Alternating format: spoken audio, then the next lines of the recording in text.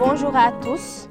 Nous sommes des étudiants en licence 3 agrotique à l'université Sine Saloum El Hadj Ibrahima Niass. Donc nous, étudiants agrotiques, avons été formés pour apporter des solutions intelligentes aux problèmes que rencontre l'agriculture. Donc aujourd'hui, nous allons faire une mission de pilotage manuel.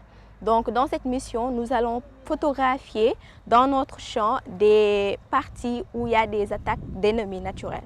On pourra avoir d'autres missions comme par exemple détecter les parties où on a du stress hydrique, des manques d'épandage d'engrais ou autre chose comme ça. Donc pour commencer cette mission de pilotage manuel, nous allons d'abord faire décoller le drone. Pour décoller, ici, tu glisses. Voilà. Et la deuxième étape, nous allons le faire monter par exemple. Et aussi, nous pouvons le faire tourner et l'amener à gauche, l'amener à droite aussi. Et le faire tourner.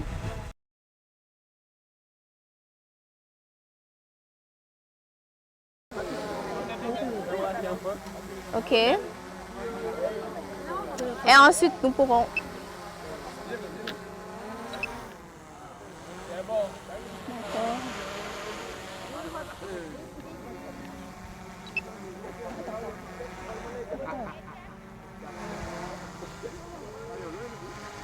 D'accord. C'est bon. C'est bon. Alors, maintenant, ça, c'est votre modèle 3D de votre champ. D'accord? Normalement, ça aussi, on doit l'importer et maintenant faire une visualisation 3D. Il y a des sortes d'études où vous avez besoin d'avoir le modèle 3D de votre champ. Vous allez avoir les dénivellements, ou faire l'arrosage, ainsi de suite. D'accord? Ça aussi, normalement, on doit l'exporter. C'est bon? Pour faire maintenant le modèle 3D.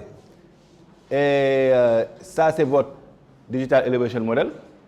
Parce que le drone, quand vous prenez n'importe quelle photo du drone, on va prendre une photo. Je vais montrer un peu.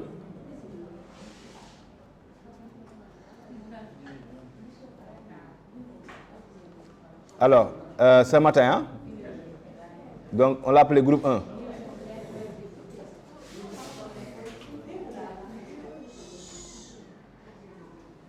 Groupe 1, c'est ici, mission 2. Hein? Vous avez ça, non? Ça, c'est une photo pendant la mission. OK?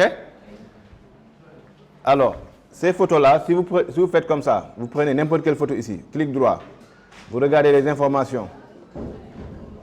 Vous voyez là? Regardez détails.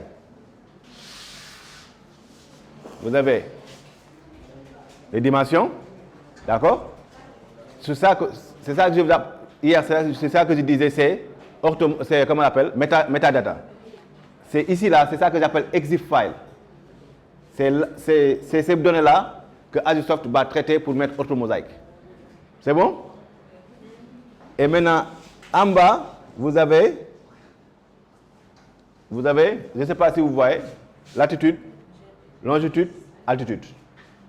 Parce que ce qu'on appelle géotag, chaque image, quand vous prenez votre appareil photo là, actuel, téléphone, quand vous prenez une photo, vous pouvez aller sur la carte directement, vous allez savoir où vous l'avez pris. Et si c'est à Kaolack, c'est à Nioro, Guinguinéa ou c'est à Dakar. C'est pareil, donc ça c'est géotag, c'est ça qu'on appelle géotagué. D'accord? Maintenant, l'altitude, c'est ça qui nous permet maintenant, avec les coordonnées, d'autres coordonnées, de nous permettre de faire Digital Elevation Model. Il va reconstruire maintenant le modèle 3D et dire maintenant la hauteur pour chaque plante. Maintenant, cette information-là va te permettre après de pouvoir calculer la taille des plantes. Vous vous rappelez, le premier jour, c'est avec ça qu'on va calculer la taille des plantes. Comme les plantes maintenant vont, hein, la taille, la hauteur, pardon, la hauteur, hein. Par exemple, vous avez hauteur 0, vous passez sur 3 mois après, vous avez hauteur N, vous faites la différence, vous avez maintenant, ce qui a changé, c'est les plans, d'accord? Donc ça qu'on appelle EXIF. Le premier jour, c'est ça que j'ai appelé EXIF file, ou métadonnées. C'est bon? Donc ça, c'est la partie orthomosaïque. Et maintenant, vous exportez vous exportez votre orthomosaïque pour traiter après plus tard. Exporter, c'est bon? Export, ok? Alors, et là vous l'exportez comme vous voulez, d'accord? Moi je ne l'exporte pas, je l'ai déjà fait. Vous exportez ici l'orthomosaïque. Ça c'est clair les gars? Donc vous pouvez faire, oui? Alors normalement ici, vous voyez à côté là, vous voyez ici. Alors le bleu c'est, bon on peut pas bas-fond, si on allait dire en qui, c'est-à-dire que le bleu c'est là où vous avez des dépressions, au bas-fond, c'est là où c'est en bas, d'accord? Par exemple, si arrivé à pleuvoir, vous allez avoir les inondations là-bas, ok?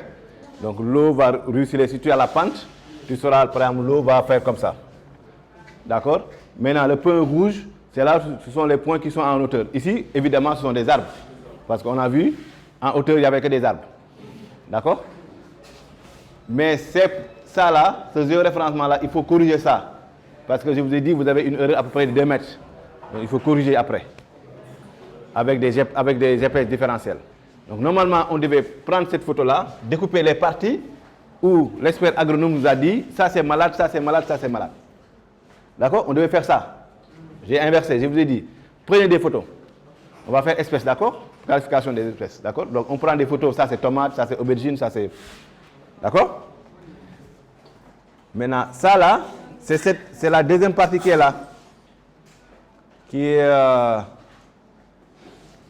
On va faire maintenant, on va entraîner un modèle avec les photos du groupe 1. Mais vous pouvez prendre les photos du groupe 1 plus les photos du groupe 2 et vous faites par exemple classification 4 à 4 niveaux ou classification à 5 niveaux, ainsi de suite. D'accord? Maintenant, ici, on va aller un peu plus loin.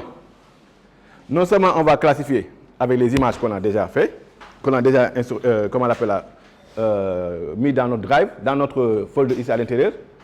Ensuite, on va exporter le modèle. On va amener dans Google Colab pour faire la prédiction. C'est pour ça que j'ai dit installer Google Colab. Pourquoi on ne fait pas le deep learning dans vos machines?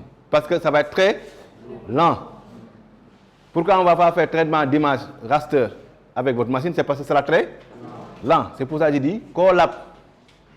Maintenant, on n'aura plus besoin de la puissance de notre machine, puisqu'on est tous limités. Comment on va faire l'entraînement ici? Ça, vous connaissez? Maintenant, je vais prendre mes images ici. Je sais que j'ai quoi encore? Alors, aubergine. Je prends tout le monde. C'est bon? Mais si on veut faire tous la même chose en même temps, avec la connexion ici, c'est problématique. C'est pourquoi je voulais qu'on le fasse séquentiellement. Groupe 1, groupe 2, groupe 3. Ensuite, donc ça c'est aubergine. C'est ça, non? Hop, pardon. Pas ça. Alors, je prends l'autre classe, c'est quoi?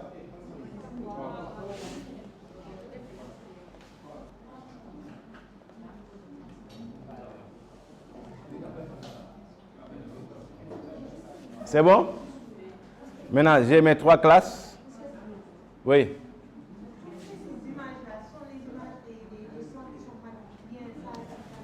On n'a pas pris malade. Mais si on a quelqu'un qui connaît les plantes qui sont malades, on doit prendre les images malade, malade, malade. Non malade, non malade. D'accord? Ici, c'est classification par type d'espèce. Maladie. Si vous êtes intéressé par maladie, c'est toujours l'enchaînement, le processus ne change pas.